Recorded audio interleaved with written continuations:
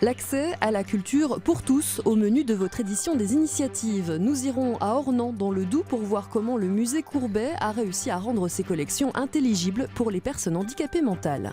Découverte également de l'ancêtre du Pokémon Go, le géocaching.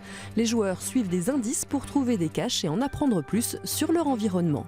Mais avant cela, rencontre avec une jeune picarde de 16 ans qui a déjà des milliers de fans sur Internet.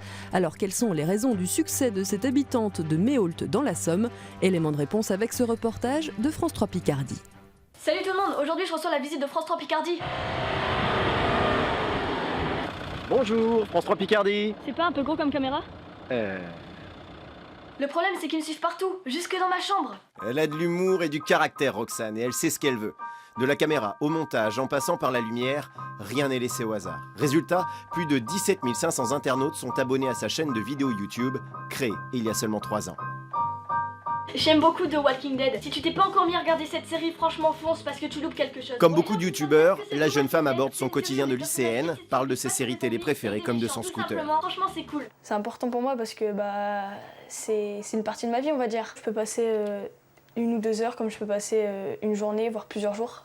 Et t'as appris à faire de la vidéo ou t'as appris toute seule? J'ai appris toute seule à force, j'ai compris toute seule quoi. Il voulait encore que j'en parle de mon style, comme si j'avais pas fait assez de vidéos sur ça.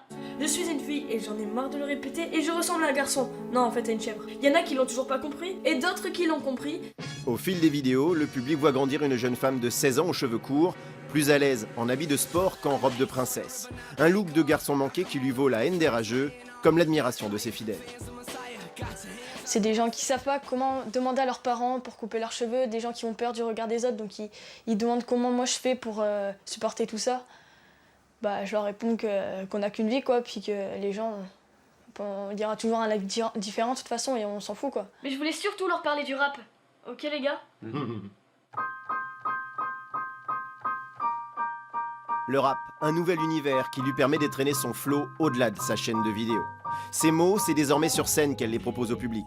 Beauvais, Abbeville, Amiens, les concerts s'enchaînent pour Roxane, un talent dont on n'a pas fini d'entendre parler.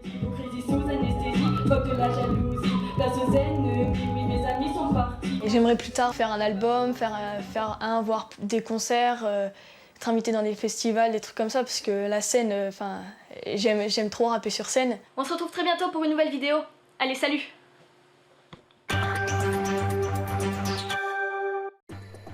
Les adeptes du géocaching avaient rendez-vous à Saint-Clément dans l'Allier cette semaine pour une chasse au trésor grandeur nature. Le géocaching, c'est un peu le prédécesseur du Pokémon Go. Il s'agit de trouver des objets cachés dans une ville ou un parc grâce à la géolocalisation. C'est un jeu qui se pratique seul ou en groupe, à la ville comme à la campagne. Le principe est simple, il faut trouver des cachettes à l'aide d'un GPS ou d'un smartphone. Une fois sur le lieu indiqué par les coordonnées satellites, il faut fouiller pour trouver la cache, ici, celle dite du brochet.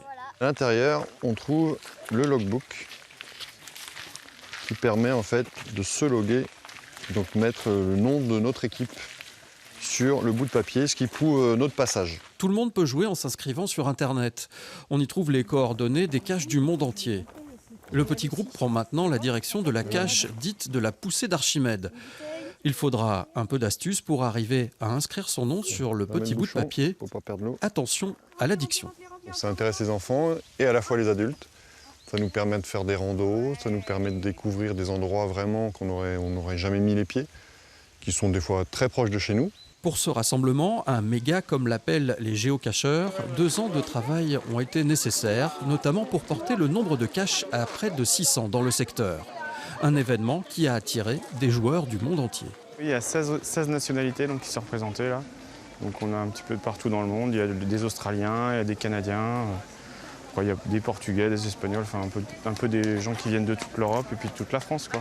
Le plus célèbre des géocacheurs du monde a aussi fait le déplacement depuis le Nevada. David Ulmer est tout simplement l'inventeur du jeu. Avec lui, la première cache de l'histoire. Enterrée en 2000, elle n'a été découverte qu'au bout de 3 ans. Une véritable relique pour les géocacheurs. Enfin, 11 ans après l'adoption de la loi sur le handicap, le travail pour rendre les lieux publics accessibles est loin d'être terminé.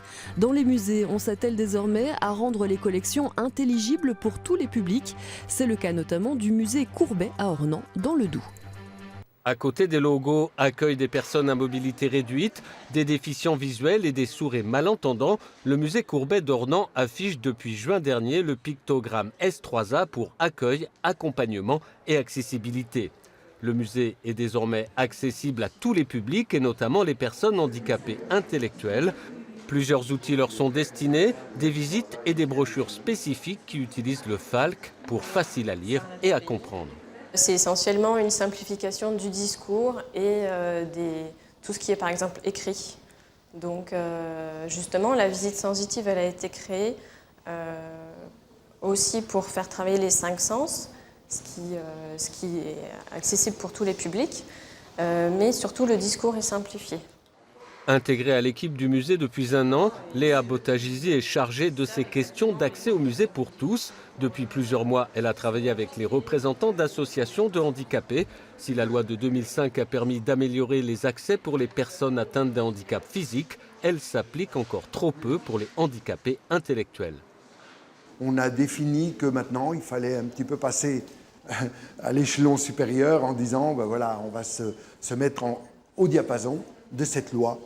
Et je vois le rapport Piveteau disait vraiment l'inclusion, l'appropriation des lieux publics par les personnes handicapées intellectuelles. Le FRAC est le premier musée de Franche-Comté à avoir obtenu le label S3A, peu avant le musée des Maisons Comtoises. La Citadelle devrait l'obtenir prochainement et ce sera le cas également pour le musée des Beaux-Arts de Besançon lors de sa réouverture.